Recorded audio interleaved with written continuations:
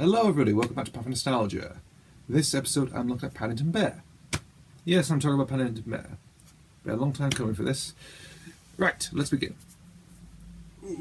So Paddington Bear, based on the books by Michael Bond, and follows the titular adventures of a bear from deepest, darkest Peru who has somehow snuck aboard a ship and ended up in London in the UK, well, in the UK for some apparent reason.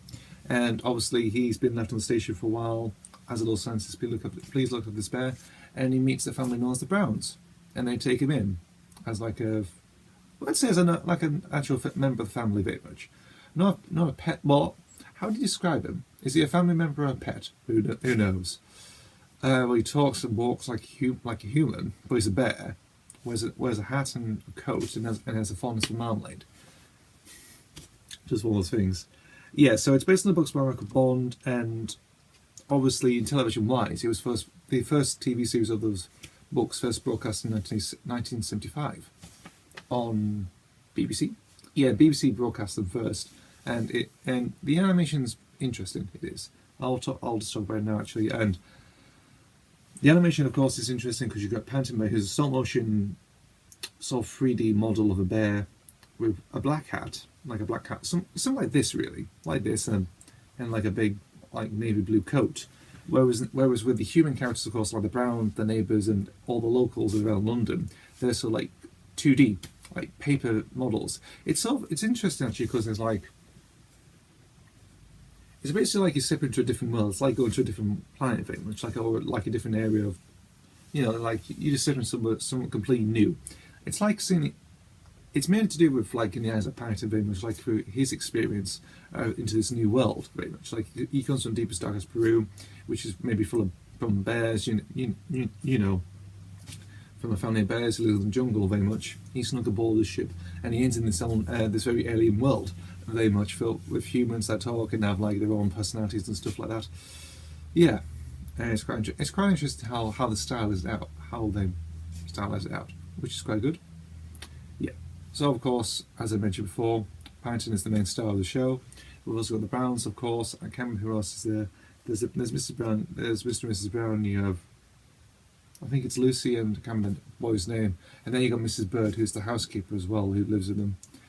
Very nice. Quite good characters. You got the next door neighbour, Mr. Curry, who says bear. Sounds like Bar from like Melch's Bar. But that's sort of like that's more of his catchlines very much, and quite good. And also we've got Mr. Gruber as well, the antique store owner, who's one of his friends, of course. It's mainly to do with them characters very much. Like that, they're the stars of the show. They are, or the stars of the actual, I would say, franchise very much. And yeah, very much. So obviously, the show. I would talk about two actually. I'll talk about the main two that I remember very much. So the first one was obviously is the original 75 TV show. I think that basically aired from 75 to 86, if I remember. Yeah, probably 86. I think it aired, and then it died, and they went away afterwards. And other ones here and came and went. Yeah. So as I mentioned, the animation style, the stories themselves are quite good actually. Like I said, they're adaptations of the book, like, please look after this bear, Paddington takes the underground and that sort of stuff, It's like him experiencing London for the first time, or what London is. Like, he's into the underground, the London Underground, of a different types of transportation that the people in London go through. It's just basically like, it's basically like a learner's guide to London very much, and just about it really. And yeah, that's what I could think about how Michael Bond wrote these books very much. And yeah, that's I could really say very much. I mean, I completely mention what the original series is. Indeed.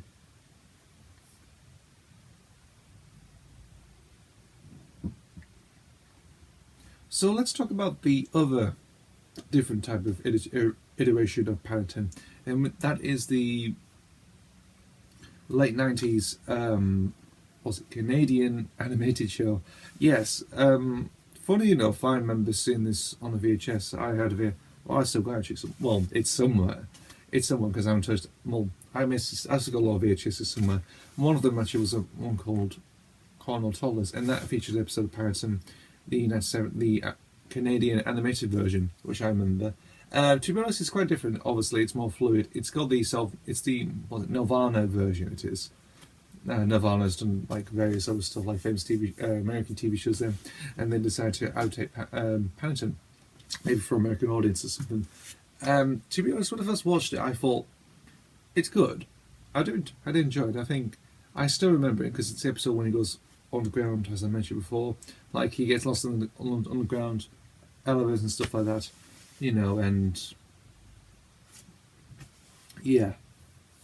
That's about it. That's about it, really. To be honest, when I think of it now, I mean, it's British. It is. I mean, though for update for American audience, I think they've tried a bit better. I think it was successful at the time. I don't know. I mean, you have a famous animation company for America doing it. Was it America or Canada? Who knows? They basically they did the adaptations.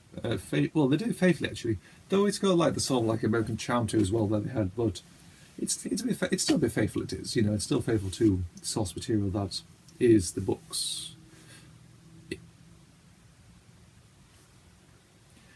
And last but not least, I'll talk about the film, the 2014 movie that came out. I thought, well, I'll give a brief opinion of it. Great. It's faithful. It's nicely animated. Acting wise, fantastic. A great British cast actually. I do enjoy.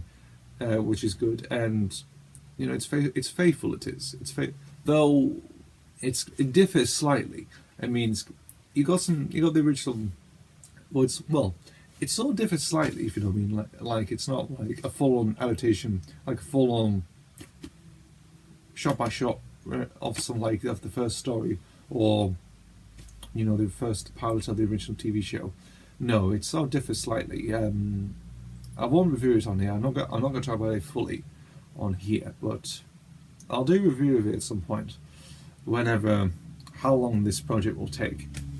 It'll take a bit, but at some point I'll review Paddington actually, and my thoughts and opinions on the actual film in a few full details. However, it is a good film, very much. I mean, it's done well, and they're busy doing a sequel which is coming out.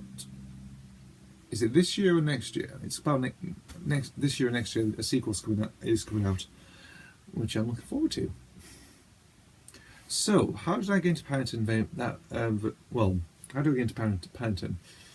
Back in the day, I mentioned this in the Count Ducker video. When I watched Danger Mouse, there used to be a lot of repeats of Paddington as well. Back in the day, the original 75 version. And I used to watch that. I thought it's interesting. It is, though. The way Paddington looks is fantastic. The way the people look, I was a bit unsure about. I mean, it's interesting. When I think of it now, it's interesting. But I think then I thought, I was young at the time, so I thought, you know, I was also watching other weird stuff as well at the time. You know, like late, you know, in the 80s and 90s. You know, there's a few weird shows that I'll talk about in here as well. However. With Paddington, it felt tame, it did. It felt interesting and tamed, however, it was good. I think that's all I can say. And, yeah, probably.